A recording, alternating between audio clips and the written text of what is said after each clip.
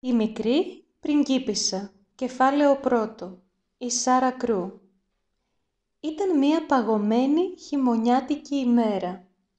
Τα φώτα στους δρόμους του Λονδίνου ήταν ήδη αναμένα, γιατί η πυκνή ομίχλη είχε για τα καλά σκεπάσει την πόλη.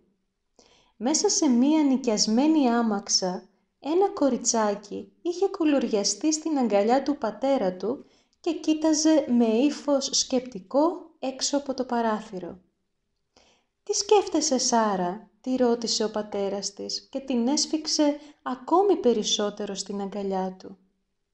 Η Σάρα Κρού ήταν μόλις 7 χρονών, αλλά είχε ύφος παράξενο και κάπως ώριμο για την ηλικία της. «Σκέφτομαι το σπίτι μας στην Ινδία, μπαμπά.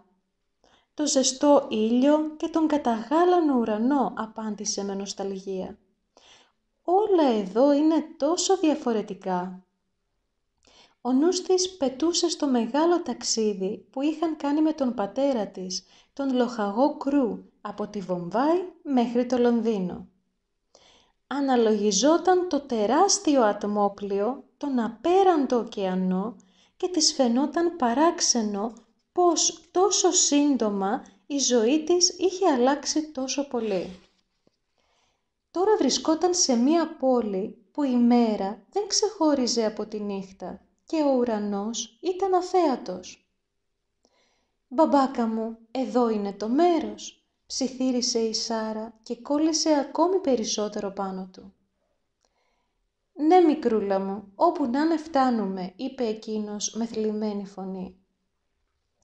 Η Σάρα μπορεί να ήταν μικρή, αλλά καταλάβαινε ότι ο πατέρας της στεναχωριόταν που έφταναν στο μέρος, όπως συνήθιζε να αποκαλεί το Παρθεναγωγείο, όπου θα φοιτούσε, παρόλο που εκείνος εδώ και πολύ καιρό την προετοίμαζε για αυτή την αλλαγή που θα συνέβαινε στη ζωή της.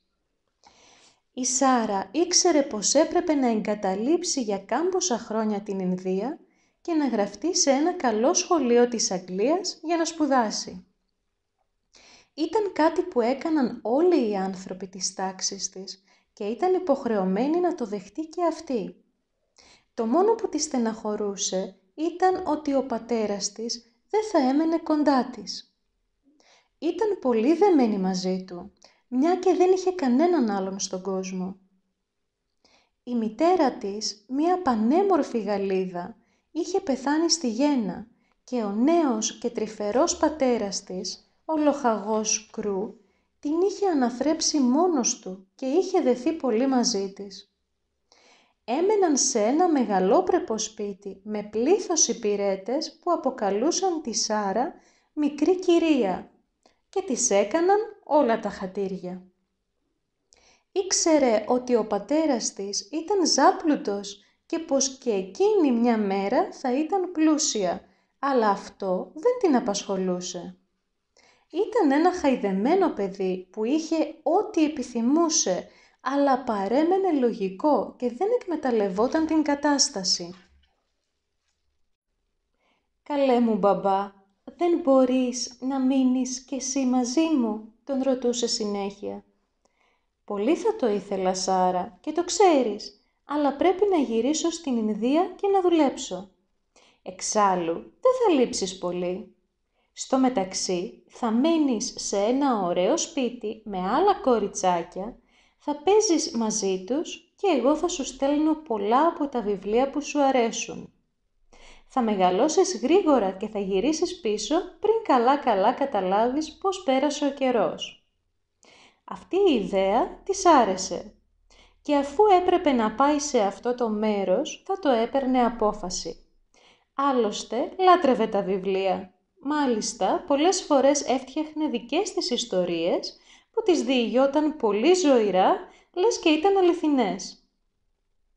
Σε λίγο πλησίασαν ένα μεγάλο σκυθροπό κτίριο με μία μπρούτζινη ταμπέλα στην είσοδο που έγραφε «Δεσποινής Μίντσιν, οικοτροφείο για κορίτσια». «Φτάσαμε, Σάρα», είπε ο πατέρας της με προσποιητά χαρούμενη φωνή και τη βοήθησε να κατέβει από την άμαξα. Η Σάρα παρατήρησε ότι το σπίτι ήταν επιπλωμένο με βαριά και ακριβά έπιπλα, καλοσυγυρισμένο και καθαρό, αλλά δεν είχε τίποτα όμορφο. Οι καρέκλες ήταν άβολες και τα διάφορα διακοσμητικά αντικείμενα ήταν ατέριαστα μεταξύ τους. «Δεν μου αρέσει καθόλου εδώ μέσα», είπε στον πατέρα της. «Αλλά μήπως και οι στρατιώτες θέλουν να πάνε στον πόλεμο?» συνέχισε με ώριμο ύφος. Ο λοχαγός Κρού γέλασε με το σχόλιό της.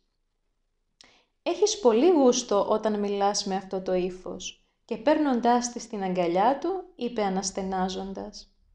«Θα μου λείψεις, μικρούλα μου Σάρα. Δεν ξέρω κι εγώ τι θα κάνω χωρίς εσένα, την οικοκυρούλα μου». Εκείνη τη στιγμή μπήκε στην αίθουσα μία ξερακιανή ψηλή γυναίκα με ξεπλημμένα μάτια, παγερό χαμόγελο και σφιγμένα χαρακτηριστικά. Μόλις όμως αντίκρισε τη Σάρα και τον πατέρα της, χαμογέλασε πλατιά γιατί είχε πάρει τις πληροφορίες της και είχε μάθει πόσο πλούσιος και γενναιόδωρος ήταν. «Μεγάλη μας τιμή να φιλοξενήσουμε εδώ την όμορφη και πανέξυπνη κόρη σας, λοχαγέ Κρού», είπε και έπιασε το χέρι της Σάρας. Το κοριτσάκι την κοίταξε επίμονα και αναρωτήθηκε γιατί την έλεγε όμορφη αφού δεν ήταν. Η Σάρα δεν ήταν βέβαια καμιά καλονή, αλλά είχε γοητεία. Ήταν μάλλον ψηλή για την ηλικία της. Είχε λευκό δέρμα και πυκνά κατάμαυρα μαλλιά. Τα μεγάλα μάτια της είχαν παράξενο γκριζοπράσινο χρώμα που τονιζόταν από τις μακριές μαύρες βλεφαρίδες της. «Γιατί λέει ψέματα αυτή η κυρία?» σκέφτηκε καθώς δεν ήξερε ότι η δεσποινής Μίντσιν έλεγε τα ίδια σε όλους τους γονείς που πήγαιναν τα παιδιά τους στο οικοτροφείο της. Ο λοχαγός Κρού δήλωσε στη δεσποινίδα Μίντσιν ότι ήθελε να έχει η κόρη του τη δική της κρεβατοκάμαρα και ένα σαλονάκι για να παίζει, ένα πόνι, αμαξάκι και γαλίδα καμαριέρα. Ζήτησε ακόμη να της αγοράζουν βιβλία και κούκλες και γενικά να μην της στερούν τίποτα. «Δεν με ανησυχεί η μόρφωσή της», πρόσθεσε. «Η Σάρα διαβάζει πολύ, ιστορία, γεωγραφία, γαλλικά, γερμανικά. Θέλω να μου την προσέχετε πολύ, δεσποινής Μίντσιν. Είναι αξιαγάπητο παιδί». «Πραγματικά αξιαγάπητη», έκανε και η διευθύντρια. «Για οτιδήποτε χρειάζεστε, θα έρχεστε σε επαφή με τους δικηγόρους μου. Αυτοί διαχειρίζονται τις υποθέσεις μου και θα πληρώνουν όλους τους λογαριασμούς της Σάρας», πρόσθεσε ο λοχαγός. «Μην ανησυχείτε, λοχαγέ Κρού. Η Σάρα θα είναι πολύ ευτυχισμένη εδώ, μαζί μας», τον διαβεβαίωσε χαμογελώντας η δεσποινής Μίντσιν. Τις επόμενες ημέρες η Σάρα τις πέρασε ονειρεμένα με τον πατέρα της. Τριγύριζαν στα μαγαζιά και ψώνιζαν συνέχεια. Ο λοχαγός Κρού ήθελε να πάρει τα πάντα στη μονάκριβη κόρη του πριν γυρίσει στην Ινδία. Αγόρασαν λοιπόν πανάκριβα φορεματάκια από βελούδο και δαντέλα, καπέλα με φτερά, γούνινα παλτά, μεταξωτές κάλτσες, δαντελένια με σοφόρια, γαντάκια και σκουφιά. «Θέλω και μία κούκλα, μπαμπά, να την έχω για παρέα όταν φύγεις». «Της έχω ήδη βγάλει και όνομα. Θα τη λέω Έμιλι», είπε η Σάρα. «Θέλω όμως να μην μοιάζει με κούκλα, αλλά με αληθινό κοριτσάκι. Να της μιλάω για σένα και να δείχνει ότι με καταλαβαίνει». Γύρισαν πολλά μαγαζιά με παιχνίδια και ξαφνικά η Σάρα ανακάλυψε σε μία βιτρίνα την Έμιλι. «Να την, μπαμπά, εκεί! Μας περιμένει!»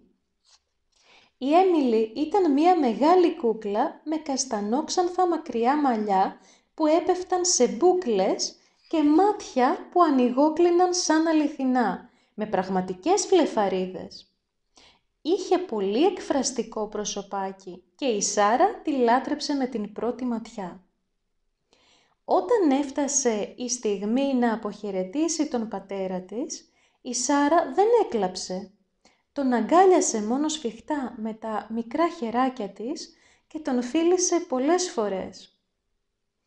«Θα σε έχω πάντα στην καρδιά μου, πατερούλη», είπε συγκινημένη και ανέβηκε στο δωμάτιό της.